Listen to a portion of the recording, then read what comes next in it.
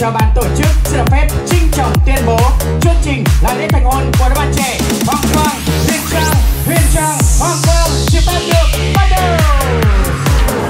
Huyền Trang và các bạn lớn nữa, tất cả quý vị.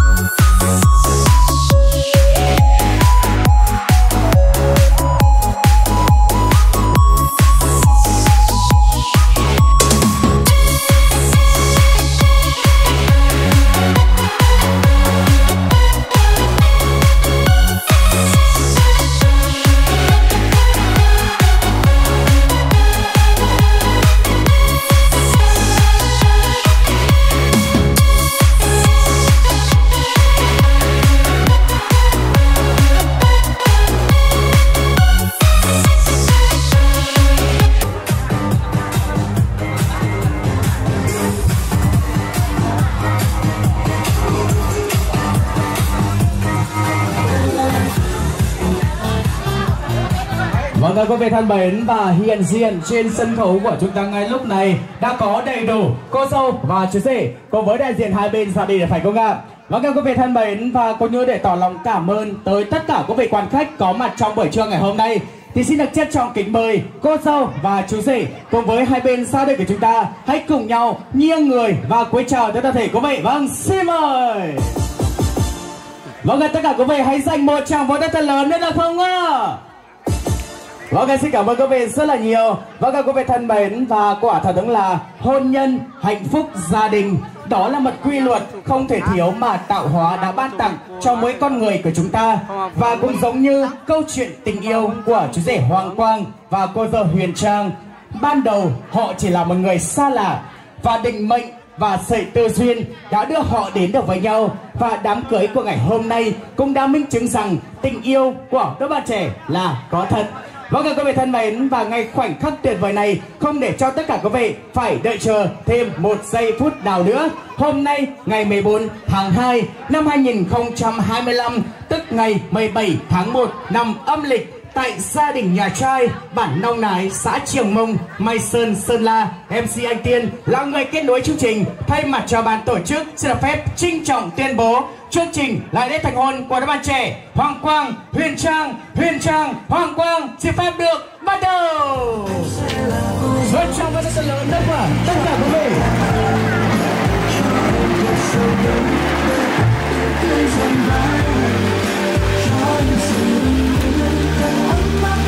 Phú gia cả nay rất khỏi cái chiếc sò cá mơn mẹ pin đầu bản cuồng hâu và phơi có thấy năm nữa sửa đi bị áo kiểm áo cắn mỉm ma muôn và trôm cười toàn tư hơn cái rào của bà má ứ ở xung khỏi cái cửa bốn mươi khót ngày xưa và mẹ pin đầu ngơi có cái sò tẩm quang hử ai em phú gia cả nay dòng phái chu hân có cái sò chúc hử su mải su mên su bò su mè và cửa hảo ăn xiển sơ sẽ kín phát tay mưa nả mà mất nữa ăn hải nha mi ăn lì hở lầy dê sang lầy cay sang pin lưng chân cả chân sân bờ sờ sân nhọt bày na cha mai nha khổng lưng trên là cả lù hở làn hâu mi tam mang tay cay đến nơ su mải su mên su bò su mè chưa phủi cho con hao nơ hảo ăn xiển sơ nó bò mẹ pin ông nơ.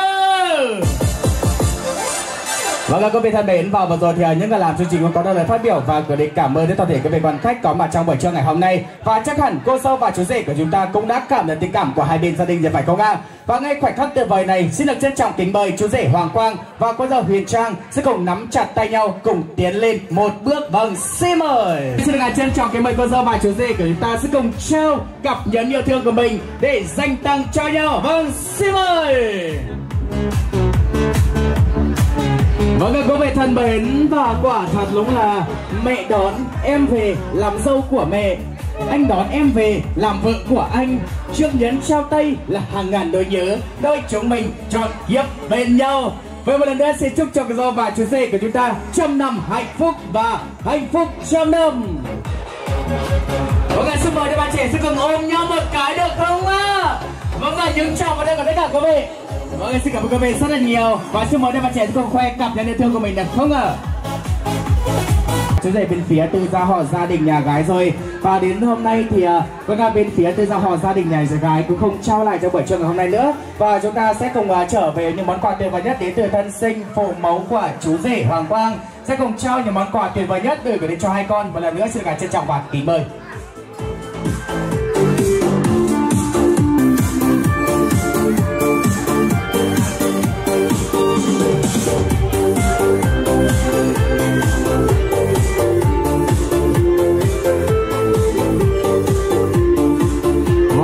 Cảm ơn những món quà tuyệt vời nhất đến từ thân sinh phụ mẫu của chú rể rất là nhiều.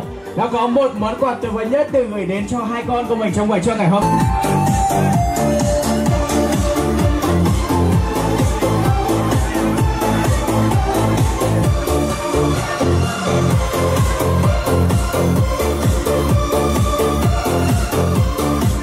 Vâng, xin cảm ơn những món quà tuyệt vời nhất đến từ gia đình bác Hương Tâm. Vâng, và xin được trân trọng cảm ơn bạn Canada. Vâng, quý vị thân mến, bánh này, bánh nghĩa, bánh tình, gừng cay, muối mặn xin đừng bỏ nhau. Bánh này anh cắt làm hai, tình yêu son sắc chung thủy bên nhau. Cây cho anh xin uống để say suốt đời, và những giọt rượu đang chảy trên tóc rượu của chúng ta trong buổi trưa ngày hôm nay, đó là những ly rượu của hạnh phúc, ly rượu của tình yêu. Và các quý vị thân mến, chai rượu sâm banh thứ hai vô cùng đầy ý nghĩa, và đó cũng là tình cảm của cô dâu và chú rể dành lên các bậc thân sinh, những bậc sinh thành của mình. Hai ly rượu cho các bác nhà trai. Một lần nữa xin được trân trọng và kính mời. Vâng, xin mời chú rể hãy nâng ly rượu cho người vợ thân yêu của mình nhé. Vâng, và ngay khoảng khắc tuyệt vời này xin được trân trọng kính mời cô dâu và chú rể của hai bên gia đình chúng ta sẽ quay sang để chạm ly với nhau. Một lần nữa xin được trân trọng kính mời hai bên gia đình ạ.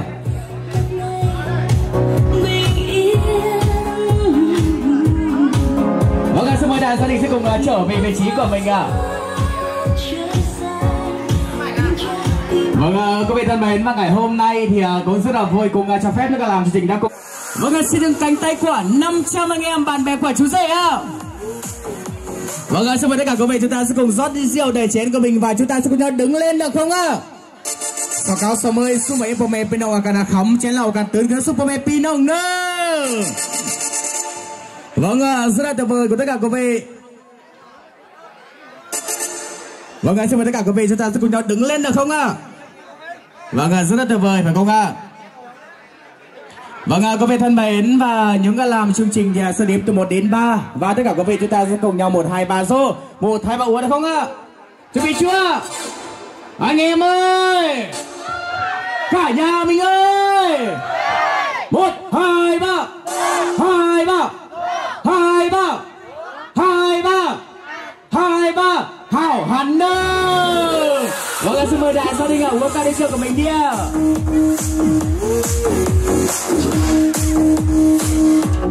Vâng, và xin được cảm ơn những chiến trường tất cả các vị quan khách trong buổi trưa ngày hôm nay. Và ngay giờ phút tuyệt vời này xin được trân trọng kính mời đã cùng trở về một mái ấm gia đình, phải không ạ? Và ngay khoảnh khắc tuyệt vời này xin được trân trọng kính mời cô dâu và chú rể cùng với hai bên gia đình của chúng ta hãy cùng nhau bước xuống từng bàn tiệc để cùng uống rượu chung vui với tất cả các vị quan khách trong buổi trưa ngày hôm nay. Vâng, xin mời.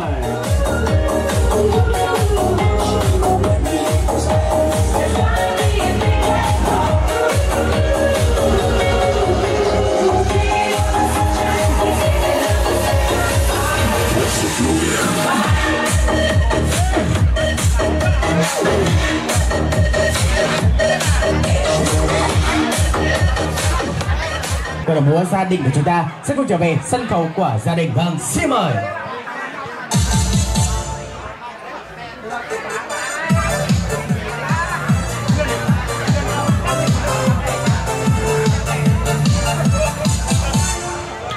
Vâng, và